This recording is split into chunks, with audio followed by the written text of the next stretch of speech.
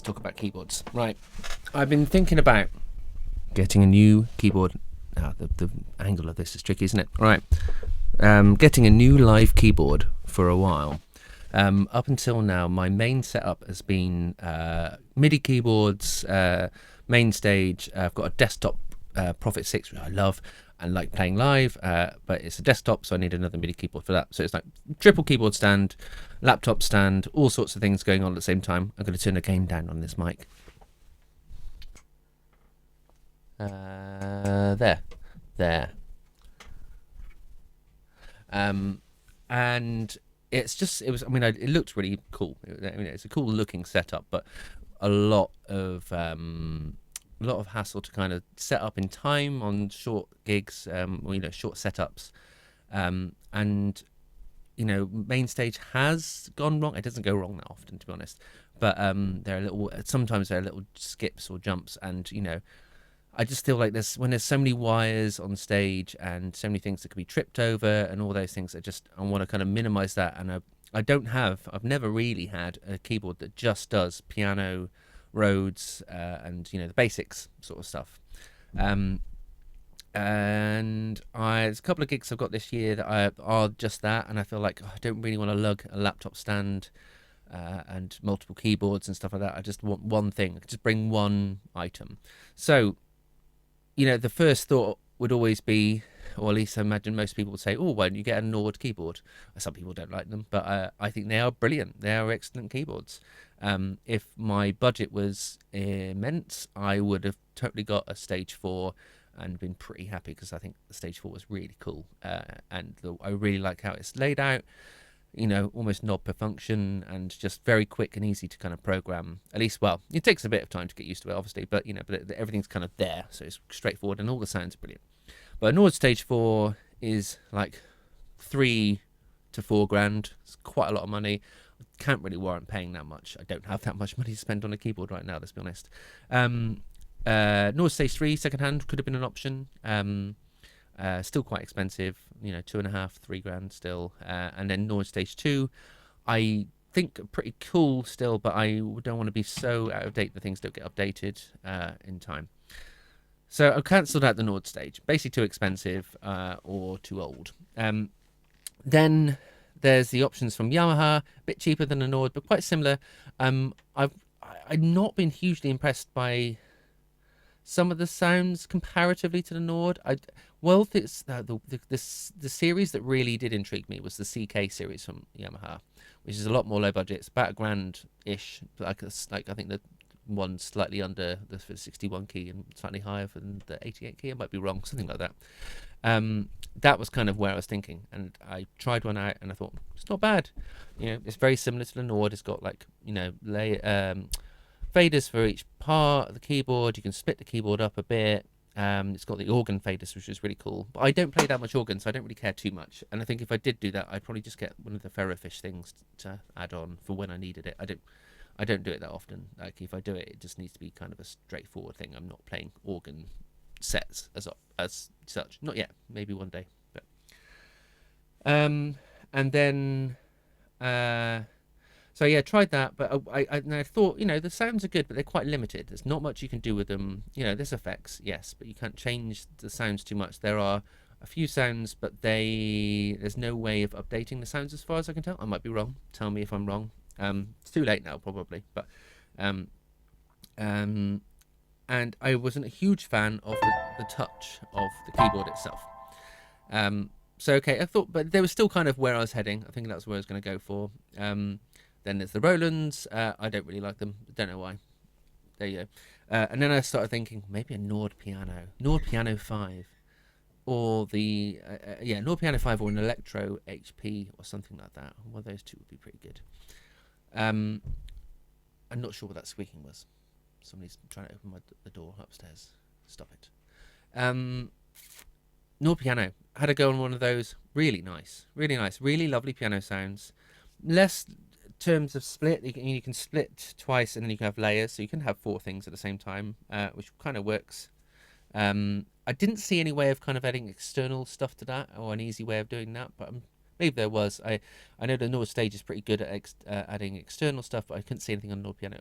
But the clincher was, and goes for the Nord Electro as well, is there's no pitch bend or mod wheel. Now, one of the other caveats in me buying a live keyboard was I wanted it to replace my main studio keyboard in the studio, just for space reasons. I don't want to have too many items just cluttering up. I ain't got loads of space here. It'd be cool if this could double up as a main controller for my recording and production setup, basically, and then easily just go, got a gig, cool, take it out, put it in a case, and go. And yeah, the Nord Piano or Nord Electros don't have mod wheels or pitch bend, and I don't get it. I get the fact that when am I really going to do that on a piano sound? I mean, I might do it more because I'm just like that, but I get that, but it's just limiting. You're spending two and a bit grand for a Nord piano that can be used for more than just the sounds it comes with. There's no option for especially modulation. If you're going to be, there's synth sounds on there, organ sounds on there, and you don't have the organ drawbars. You think that would kind of add some use? I don't know, but I don't understand why they didn't have that. So that was kind of that small little detail knocked them off the purchase option, I guess. So I've kind of gone full circle and thought maybe I should just get a MIDI controller that I can put a laptop on and just kind of do that. See a bit of this going on over here. And then suddenly I thought, well, I've got a Studio Logic already. That's my main keyboard controller. XB990, got an old thing, but I love how it feels. Good touch on it. That's whenever I say touch, I do something like that. And I thought, well, maybe I'll just see what they've got, if they've got anything new. And then obviously there's like the Native Instruments complete one, which it's got some cool stuff on it. But actually, when I played on it, I didn't really like the touch. And then the Arturia one was interesting as well. But and then I thought, well, maybe I should be looking at the Studio Logic keyboard stuff. Here we are. This is the Numa X Piano GT. That's the wrong order. Numa Piano X GT, and there's 3 versions of this. There's the GT. This is the GT, which I think it's called Grand Touch. It stands for. It's wooden keys. It's got wooden sides as well, which is quite sexy. And yeah, you might not be able to see it in here, but you can see these are actually made of wood, so it's plastic. They have an 88 key version, which is plastic, and I haven't tried that, and I'm still kind of tempted because this one weighs quite a bit. And then a 73 key, which is also weighted. And I initially thought I probably won't like it that much. The sounds aren't going to be as good as the Nord or the Yamaha, and I was wrong slightly. I think the Nord sounds are better. I'm just gonna say that. I think they are, but I mean, let's go through German Grand.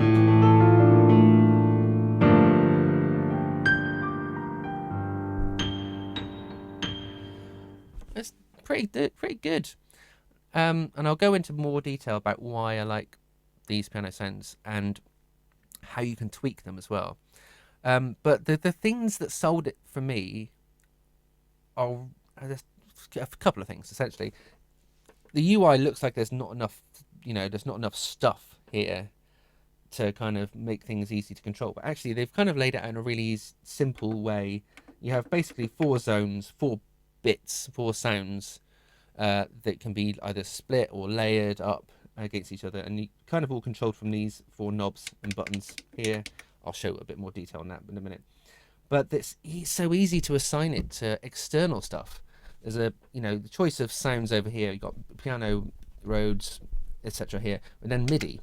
And that external MIDI can go from an external MIDI cable, which I have here assigned to the Hydrasynth, and also can be the USB MIDI. And I've got my laptop plugged in here on Logic, and I haven't opened the thing. And I think, and the way I'm gonna set this up, which I haven't set up yet, is to have a Logic session just set with like up to 16, I guess, sounds that I might use, and then I've got the Korg M1 organ going through Logic here, and it's really easy to just choose between having things. And control the volumes of those separately. It's just really straightforward. I haven't even tried doing it with a Hydrasynth yet, So MIDI port, MIDI DIN, I guess that's that one. Yeah, we're already there. Okay. Straightforward. Turn the other ones off. And now I'm controlling the Hydrosynth. It's just one of my 4 zones. Okay. The other thing I'd like to get, I think is brilliant about this, and particularly for the types of gigs I end up doing, this is basically its own interface, audio interface as well. So I've got one cable from my laptop to the keyboard. That is a USB cable, and that is transferring audio from the laptop to the Numa and MIDI back and forth. And that is in itself just saving cables and so many things. I can essentially, there's 4 audio inputs on the back of this, and also USB audio. So I can basically just choose. I can assign it to be. I've got it signed. This is a knob here, which is assignable to whatever you want it to be. So if I go back to my, let's go back to my Korg M1. Turn it up a little bit, and then USB audio. That's just controlling my laptop audio with one knob. Integration. It's basically it. This is what I like. It's simple and effective and easy integration. And the same then goes. No, actually, this is a good point. This microphone currently, this one here, is also coming into the keyboard. I'm recording everything basically out the headphone port into my phone here. You can have all your stuff going through your keyboard. I mean, if you're in a place where you want a bit more control over stuff, or you've got several instruments. So I've got the Hydrosynth currently plugged into here as well, so I can control the volume of the Hydrosynth from here. Press in on that, and then oh, sorry, 3 and 4. So controlling the volume of the Hydrosynth from here as well, and then my microphone is also coming through. I've turned it down, and up. Yeah, okay. Microphone's coming through here as well. Then you can actually still use. Now, remind myself of this. Yeah, I can send my audio elements as well to Reverb. So let's try this out. So I can use the onboard keyboard reverb for my microphone, and delays as well, I guess. Yeah, not the. You can't use the insert effects, but there is a master EQ you can put, so you can EQ everything coming in as well. So let's play with that as well.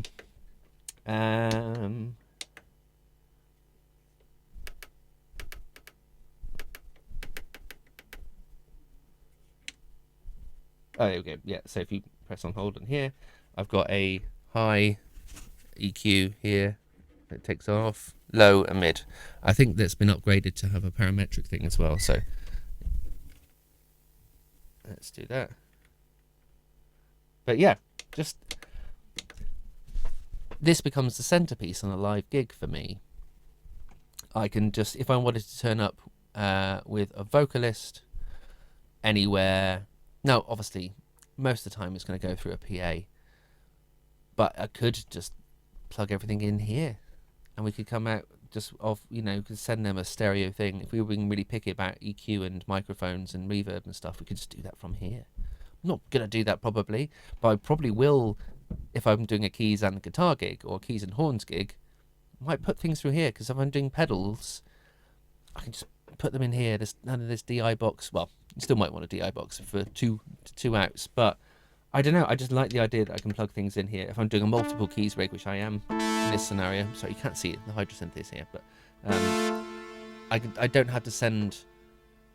I mean, I could have my Prophet and my Hydrosynth and this on a gig, and I can still just send them 2 cables. I think it's brilliant. I think that's the way that's set out is really useful.